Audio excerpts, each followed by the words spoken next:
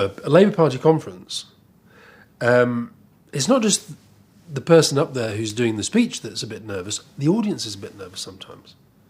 A lot of those speeches came at really difficult moments.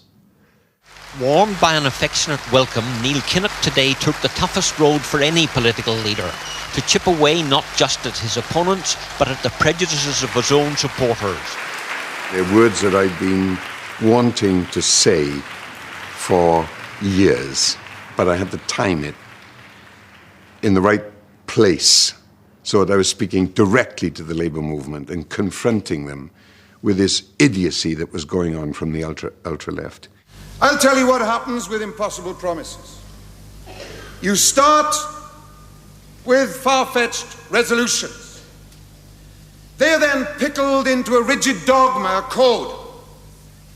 And you go through the years sticking to that, outdated, misplaced, irrelevant to the real needs, and you end in the grotesque chaos of a Labour council hiring taxis to scuttle around a city, handing out redundancy notices to its own workers. I knew I had one bullet in the gun, and I hit the target. Liverpool councillors were furious. Liar, shouted Derek Hatton. Eric Heffer, the veteran Liverpool MP, didn't want to hear anymore, and he stalked out of the hall. Provoked and energised by his opponents in the audience, Kinnock's speech delivered a historic victory against the odds. Inspiration has come from one above all, and that's Aneurin Bevin. So if Mr. Anthony Eden is sincere in what he is saying, and he may be,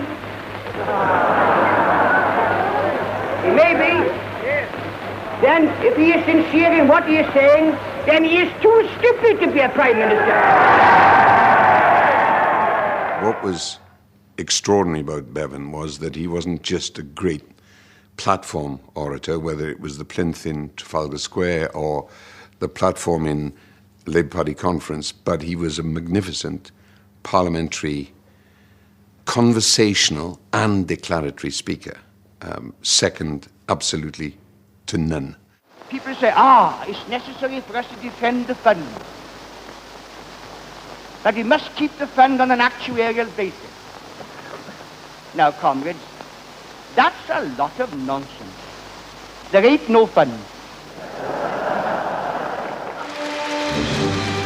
Bevin was a famous crowd pleaser, but there are dangers in playing to the crowd, as Neil Kinnock discovered at the notorious Sheffield rally of 1992.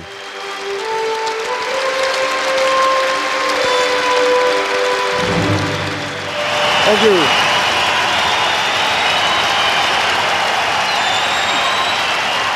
Thank you.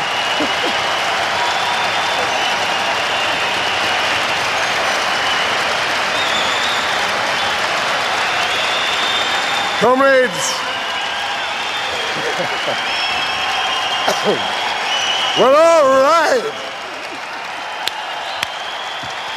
Well, all right. Well, all right. Well, all right. We better get some talking done here, serious talking. That was Neil, completely drunk on vibing with the crowd. And what Obama shows us is you can relate to the crowd, you can absorb that energy, but you also have to have some discipline about how you do it.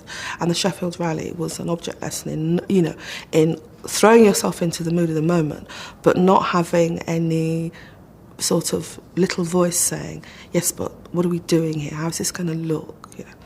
That was unfortunate. What happened was, in a period of a few seconds, I walked into the Sheffield Arena, there were 10,000 people there. I've likened it to a furnace opening.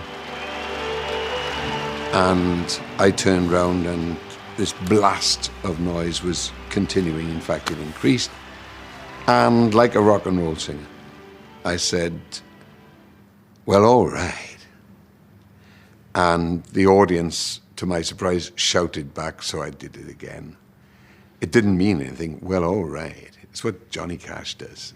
It's what the Everly Brothers used to do. Would I do it again if I had my time again? No, I wouldn't, because I'd have thought about it.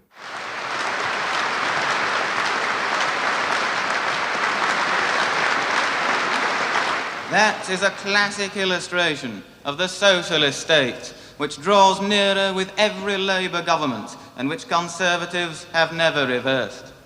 It's all right for some of you. Half of you won't be here in 30 or 40 years' time. Now that was a good joke. It's all been downhill since then.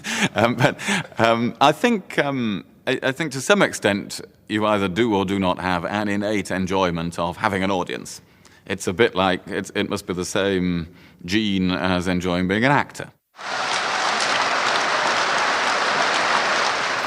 At the end, William Hague, who wants to be an MP, was given a rapturous reception. Mrs. Thatcher later told him his speech had been thrilling. Look at the dosh that William Hague earns for going to speak on the after-dinner circuit. People like to listen to a speech. They like a speech with a gag at the beginning, and then there's something serious, and then they like it to transport them off. People like to listen to a speech.